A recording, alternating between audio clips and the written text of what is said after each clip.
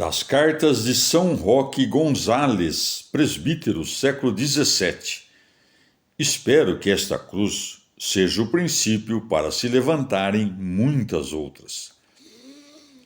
Voltando pouco depois para lá, encontrei um local onde podia ficar, uma pequena choupana perto do rio, e, passado algum tempo, ofereceram-me uma palhoça maior. 2 meses mais tarde, o padre reitor enviou o padre Diogo de Boroa. Este chegou finalmente na segunda-feira de Pentecostes. Com muita consolação, considerávamos como o amor de Deus nos juntava naquelas terras tão longínquas. Dividimos entre nós o limitado espaço da nossa morada, com um tabique feito de canas. Ao lado tínhamos uma capela, pouco maior que o próprio altar em que celebrávamos a missa. Por eficácia deste supremo e divino sacrifício, em que Cristo se ofereceu ao Pai na cruz, começou ele a triunfar ali, pois os demônios que antes costumavam aparecer a esses índios não se atreveram a aparecer mais, como testemunhou algum deles. Resolvemos continuar na mesma palhoça, embora tudo nos faltasse. O frio era tanto que nos custava adormecer. O alimento também não era melhor. Milho ou farinha de mandioca, que é a comida dos índios. E por que começamos a buscar pelos bosques umas ervas de que se alimentam os papagaios? Com este apelido nos chamavam. Prosseguindo as coisas desse modo, temendo os demônios que, se a companhia de Jesus entrasse nessas regiões, eles perderiam em breve o que por tanto tempo tinham possuído.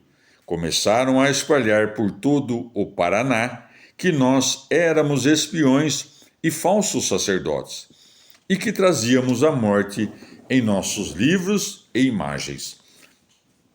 Divulgou-se isto a tal ponto que, estando o padre Boroa a explicar aos índios os mistérios da nossa fé, eles temiam aproximar-se das sagradas imagens, com receio de algum contágio mortífero. Mas essas ideias foram se desfazendo pouco a pouco, sobretudo quando viram com os próprios olhos que os nossos eram para eles como verdadeiros pais, dando-lhes de bom grado quanto tinham em casa e assistindo-os nos seus trabalhos e enfermidades, de dia e de noite, auxiliando-os não só em proveito das suas almas, o que é certamente mais importante, mas também dos seus corpos.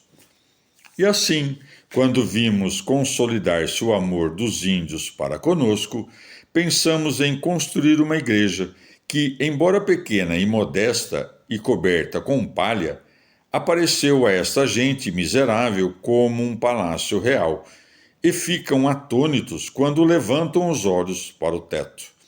Ambos tivemos de trabalhar com barro para fazer o reboco e para ensinar os indígenas a fazer tijolos. Deste modo, conseguimos ter a igreja pronta para o dia de Santo Inácio, do ano passado de 1615. Neste dia, celebramos lá a primeira missa e renovamos os nossos votos. Houve ainda outros ritos festivos, quanto era possível segundo a pobreza do lugar.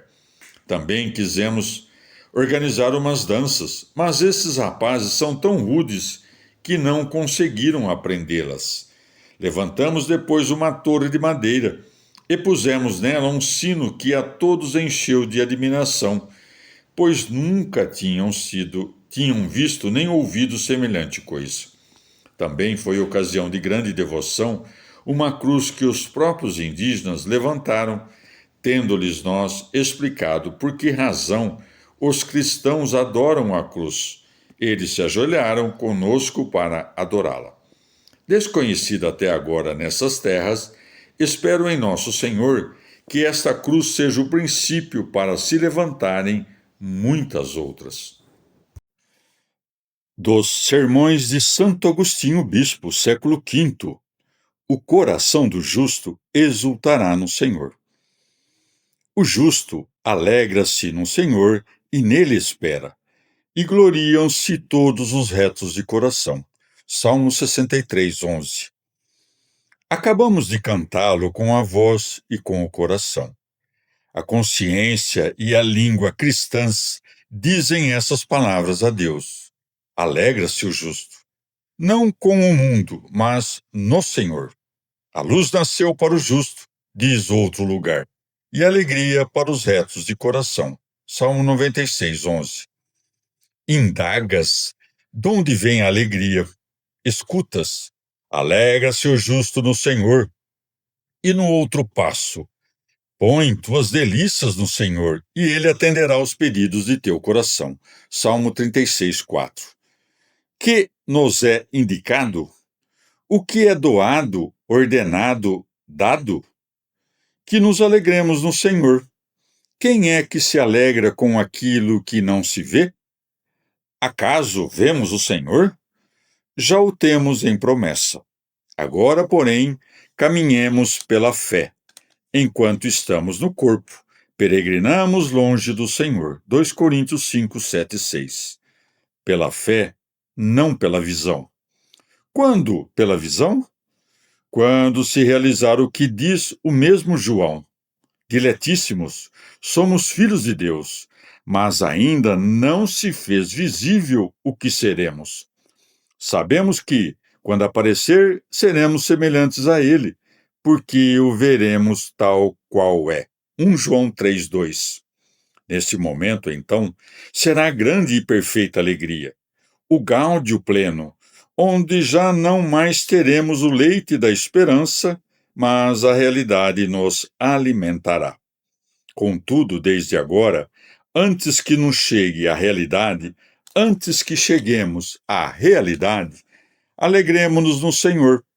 Não é insignificante a alegria trazida pela esperança, já que depois será a posse.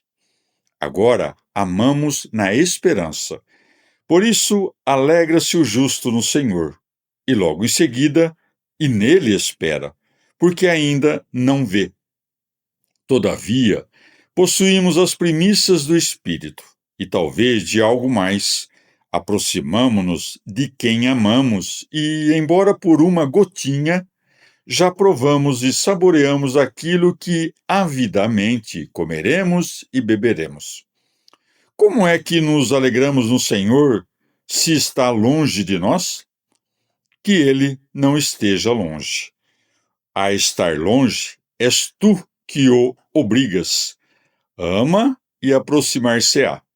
Ama e habitará em ti. O Senhor está próximo. Não fiques inquieto. Filipenses 4, de 5 a 6. Queres ver como? Se amares, estará contigo. Deus é caridade. 1 João 4,8. Dir-me-ás, em teu parecer, que é caridade? A caridade é a virtude pela qual amamos. O que amamos? O bem salutar, o bem inefável, o bem de todos os bens, o Criador. Que te deleite aquele de quem tens tudo o que te deleita. Não digo o pecado, pois só o pecado não recebes dele. Dele é que terás tudo.